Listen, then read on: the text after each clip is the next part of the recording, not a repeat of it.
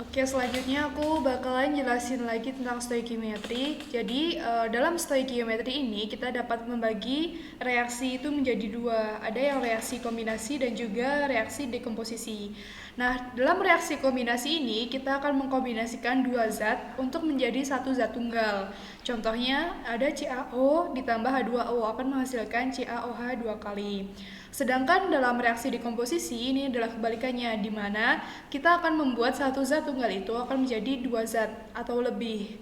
Contohnya ada PbCO3 menjadi PbO ditambah CO2.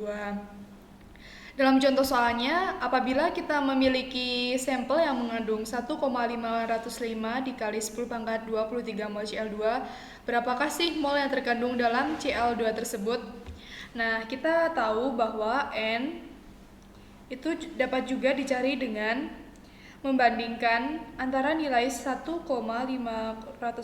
dikali 10 pangkat 23 mol dibagi dengan 6,02 dikali 10 pangkat 23. Berarti nilai molnya ini adalah 1/4 kira-kira. Berarti ini adalah 0,25 mol yang terkandung dalam Cl2. Nah, selanjutnya kita juga akan memberikan contoh cara menghitung rumus empiris. Jadi apabila dalam soal itu kita ketahui ada persen massa unsur, kita dapat mengasumsikan persen massa unsur tersebut menjadi gram. Setelah itu kita hitung molnya dengan membandingkan massa unsur tersebut dengan nilai MR atau AR yang dikandungnya. Setelah kita punya nilai molnya, kita dapat membandingkan untuk didapatkan rumus empirisnya. Nah, di sini ada contoh. Kita punya etilen glikol atau senyawa untuk automobile freeze itu yang terdiri dari 38,7% C, 9,7% H, dan 51,6% O. Terus bagaimana kita menentukan rumus empirisnya? Langkah yang pertama, kita akan mencari nilai molnya. Kita cari dulu nilai mol dari C. Seperti yang udah teman-teman tahu bahwa persen di sini itu dapat menunjukkan juga nilai gramnya. Jadi kalau C-nya punya 38,7%, berarti kita anggap menjadi 38,7 gram dibagikan nilai AR dari C itu 12. Karena untuk mencari mol itu berarti kita membagikan antara nilai massa dibagi dengan AR atau juga MR. Nah, 38,7 dibagi 12 itu sekitar 3,225 mol. Setelah itu kita juga cari nilai mol dari H. Untuk mencari nilai mol dari H, berarti kita membagikan massa dari H ini atau 9,7 gram dibagi dengan nilai AR dari H, yaitu 1. Berarti nilainya adalah 9,7 mol. Setelah itu kita cari juga nilai mol dari O. Kita punya massa O yaitu sebesar 51,6%, berarti 51,6 gram dibagi dengan AR dari O yaitu 16. Hasilnya yaitu 3,225 mol. Setelah mencari nilai mol, karena nilainya ini bukan dalam bentuk bilangan bulat, kita untuk menyederhanakan karena rumus empiris itu adalah rumus yang paling sederhana, kita bagi dengan nilai mol terkecil untuk menghasilkan nilai 1. Contohnya di sini berarti kita punya nilai mol terkecilnya berupa 3,225 mol. Berarti semuanya kita bisa bagi dengan nilai 3,225 mol. Yang ini juga 9,7 dibagi 3,225 mol. Yang di bawah juga ya, kita bagi dengan 3,225 mol. Ini berarti 1, yang ini berarti 3, yang ini berarti 1. Berarti untuk rumus empirisnya yang dapat kita asumsikan yaitu nilai C-nya 1, H-nya 3, O-nya 1. Berarti nilai rumus empirisnya yaitu CH3O. Selanjutnya, dalam stoikiometri kita juga akan membahas mengenai analisis pembakaran. Jadi, dalam membahas analisis pembakaran ini, kita akan berhubungan dengan C, H, dan O, di mana mereka ini akan direaksikan pada tungku. C ini akan ditentukan dari massa CO2 yang dihasilkan, sedangkan H akan ditentukan dari massa H2O yang dihasilkan. Kemudian O ini ditentukan dari beda persentase setelah C dan H ditentukan. Untuk mencari massa salah satu unsurnya, entah itu massa C, H, atau O, kita bisa hitung dengan rumus massa sama dengan massa senyawa dikali jumlah senyawa dibagi mR senyawa dikalikan jumlah unsur per jumlah senyawanya dan juga dikalikan dengan AR per jumlah unsurnya.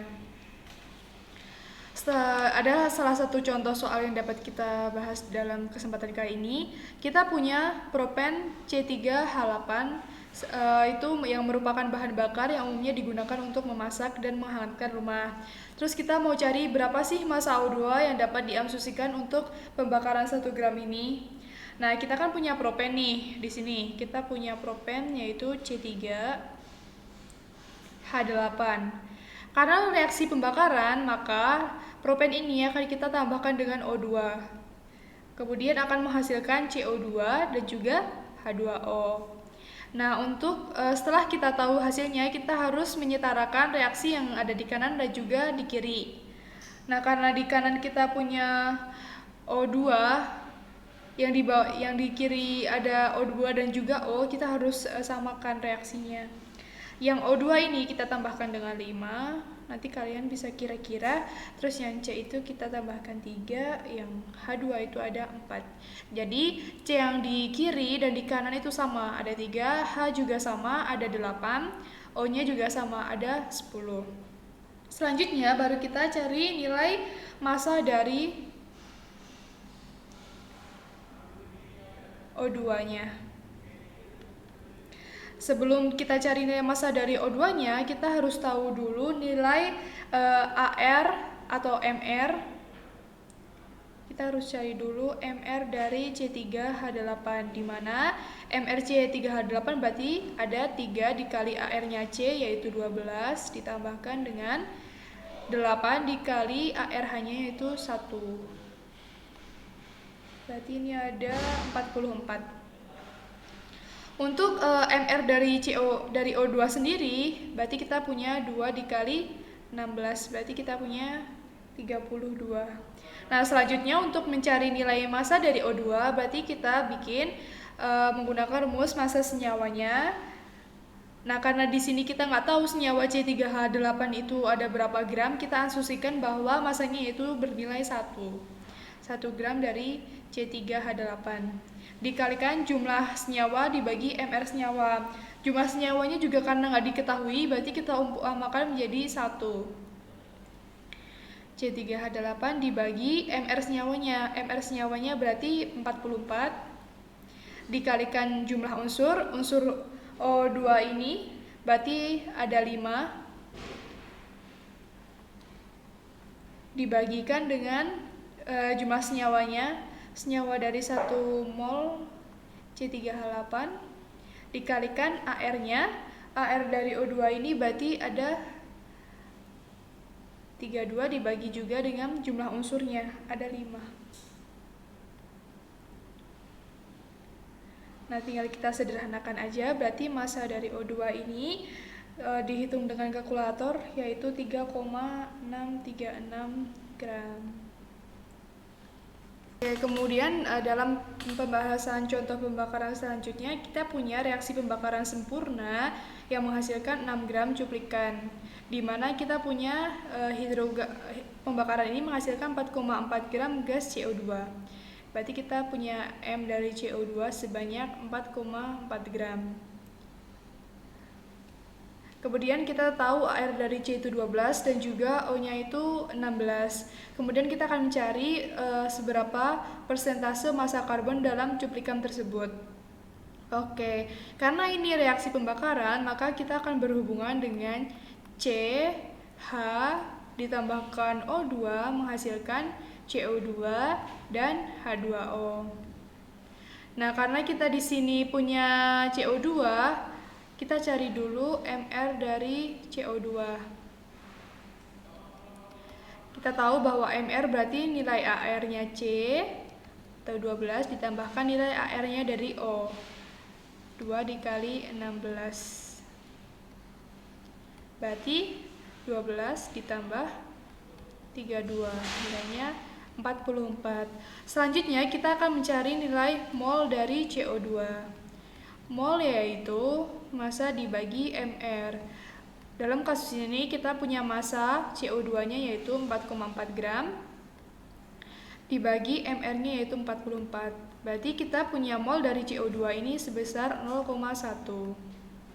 Oke, berarti C di sini yaitu 0,1 mol. Nah, karena kita akan mencari persentase dari C-nya, seperti yang telah dijelaskan tadi, ketika kita mencari C, kita akan berhubungan dengan CO2. Sedangkan dalam mencari H, kita akan berhubungan dengan H2O. Di sini, karena kita udah tahu nilai molnya dari CO2 itu 0,1 mol, maka tinggal kita masukkan ke dalam rumusnya. 0,1 sama dengan massa C yang akan kita cari dibagi ARC berarti 12. Berarti kita punya massa C ini yaitu 0,1 dikali 12. Berarti 1,2 gram.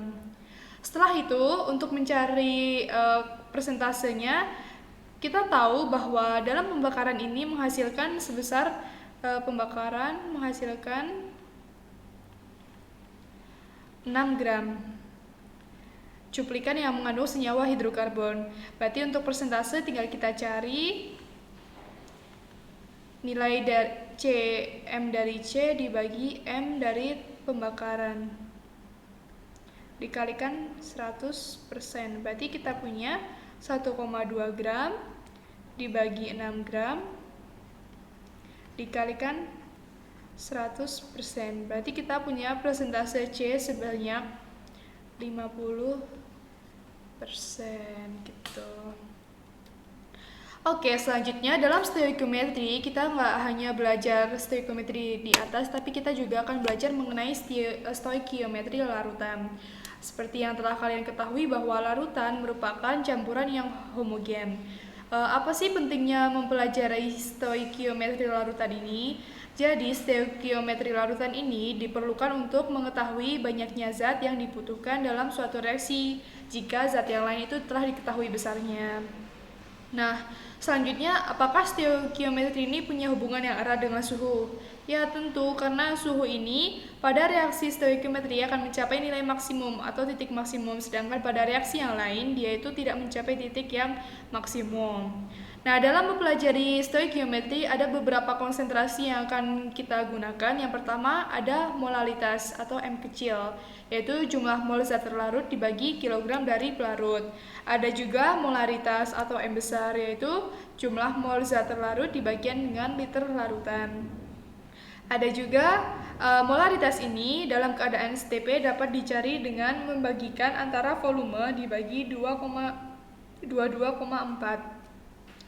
Kemudian untuk mencari persentase beratnya, kita bisa menghitung dengan berat zat terlarut dibagikan berat total dari larutan dikalikan 100%. Dan yang terakhir ada fraksi mol, di mana fraksi mol ini dapat dicari dengan membagikan mol zat terlarut dibagi dengan total jumlah mol. Mengenai soal berikut. Kemudian dalam soal disebutkan bahwa terdapat 50 gram pupuk urea dengan rumus kimia CONH2 2 kali sebanyak dan terdapat juga 21 gram nitrogen. Kemudian kita disuruh mencari kemurnian pupuk tersebut. Oke, langkah pertama yang kita ketahui, kita tulis dulu nilai masanya dari urea. Kita punya massa urea sebanyak 50 gram. Selanjutnya kita akan cari dulu MR dari urea. Berarti kita tinggal tambahkan AR dari C, ditambahkan AR dari O, ditambahkan AR dari N sebanyak 2 kali, kemudian ditambahkan AR dari H sebanyak 4 kali. Oke, tinggal kita masukkan Nilai ARC itu 12, ARO itu 16, ARN itu 14 dikalikan 2 berarti 28, dan ARH itu 1 dikalikan 4 berarti 4. Nilainya yaitu 60. Selanjutnya kita akan mencari nilai mol dari urea. Untuk mencari nilai mol urea berarti kita membagikan antara massa urea dibagi dengan mR urea.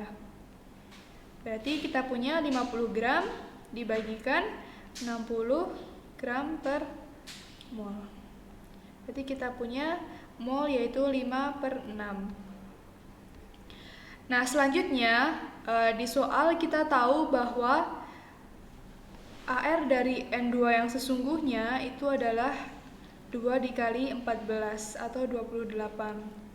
Selanjutnya untuk mencari kemurnian dari nitrogen ini berarti kita bisa membagikan antara kita bisa mengalihkan mol yang kita ketahui dengan 28. Nah, selanjutnya kemurnian yang selanjutnya kita bisa cari dengan membandingkan nilai nitrogen yang sesungguhnya dengan nilai nitrogen yang diketahui di dalam soal. Nah, di dalam soal kita tahu bahwa nilai nitrogen yang terkandung dalam pupuk ini sebesar 21 gram. Sedangkan nitrogen sesungguhnya yang seharusnya itu ada 23,3. Kemudian untuk persentase berarti tinggal kita kalikan dengan 100%. Berarti nilai nitrogen yang kemurnian nitrogen ini sebesar 90%.